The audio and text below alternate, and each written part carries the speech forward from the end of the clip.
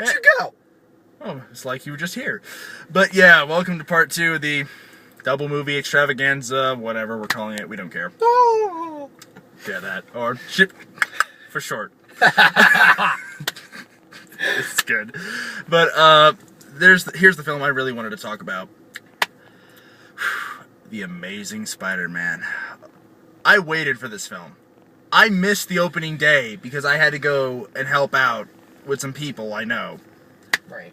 And I kicked myself in the butt for not going on the week, but I had stuff to do, had obligations, I couldn't help it. Right. But I finally got to see it. He finally first got to see it with me, so this is the first time we get to see something together. You and Ashton had to go see Avengers without me. Well, we're also going to see Batman together, so it's... Yeah, you owe me. I do owe you. I don't care what argument you give with me. I'm giving you 2 big movies that I'm going to see with you. You missed it with Ashton. We're not talking about this here. We're talking about Spider-Man. We do the comedy for you. This is true. Amazing Spider-Man is, of course, the great story of Peter Parker, a.k.a. Spider-Man, created by Stan Lee and Steve Ditko. Get it right. 2 people did it. Yes, Stan Lee did create the original... Stan Lee did actually create the original story. Let's put it this way. Stan Lee had the conception, the idea in his head for Spider-Man and what the ideas were. But he released Spider-Man. Like, I think it was Steve Ditko that was like... yeah, I don't think we can market this because, you know... No, it wasn't him. It wasn't him, but it was somebody else. It was someone else in his... So Stan Lee goes and he takes it to Amazing Fantasy. I don't know what that is, but he takes it to... It's an old comic line. He takes it to Amazing Fantasy, they publish it, and then all of a sudden Marvel's like, we gotta have that. But let's just say, look, Stan Lee, to get the record straight before we talk about the movie, Stan Lee had the original conception in his head saying, I want to make a 2-page thing called Spider-Man. Yeah. He was playing with the window. And I accidentally hit it. And Steve Ditko created the original design in the world.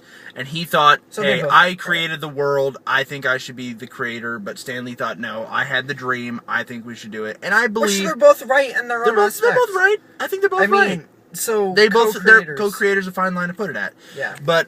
Anyway. Now, Amazing Spider-Man. It's a different spin on this. Not the Sam Raimi movies, which...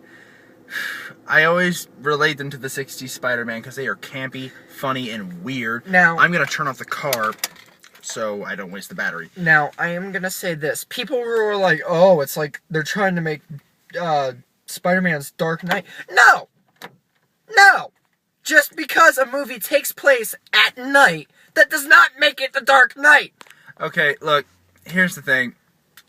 Idiots. Mark Webb created this guy who did the film 500 Days of Summer. If you watch it, Mark Webb, he was born to do this movie.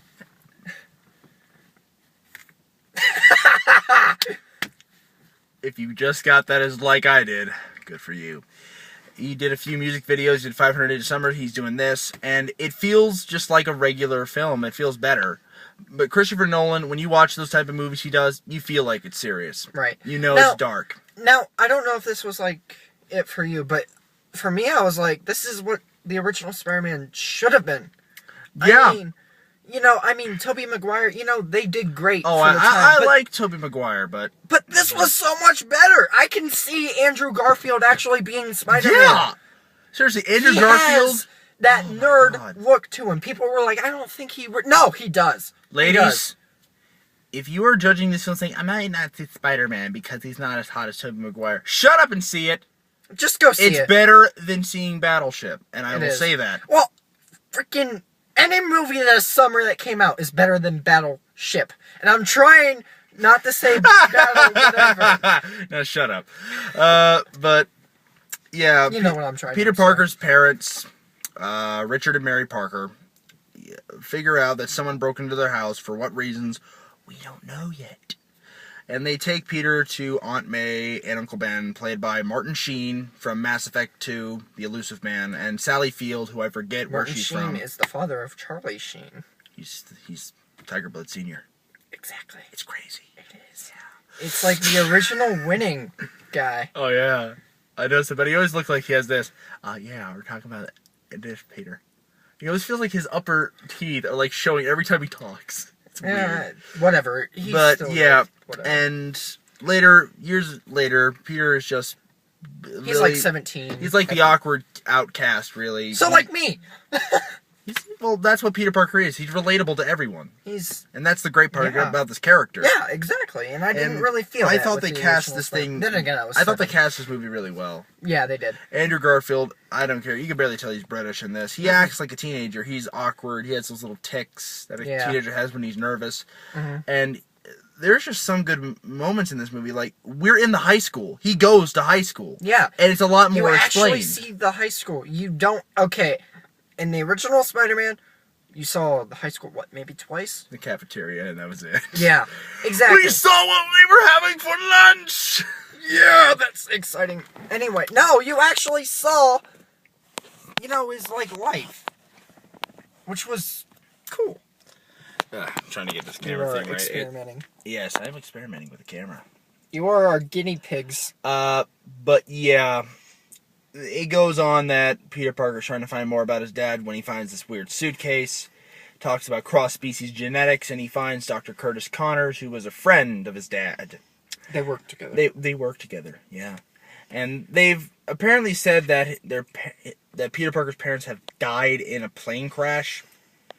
We don't know if it's covered up. We don't know if they're going with old storylines. I don't know. I really couldn't... I don't know. But it's possible. I don't know what they're going with there. And, take it from me, and who's people, actually read. Let me get this right. I've got a tick about everyone who says the actor who plays the lizard.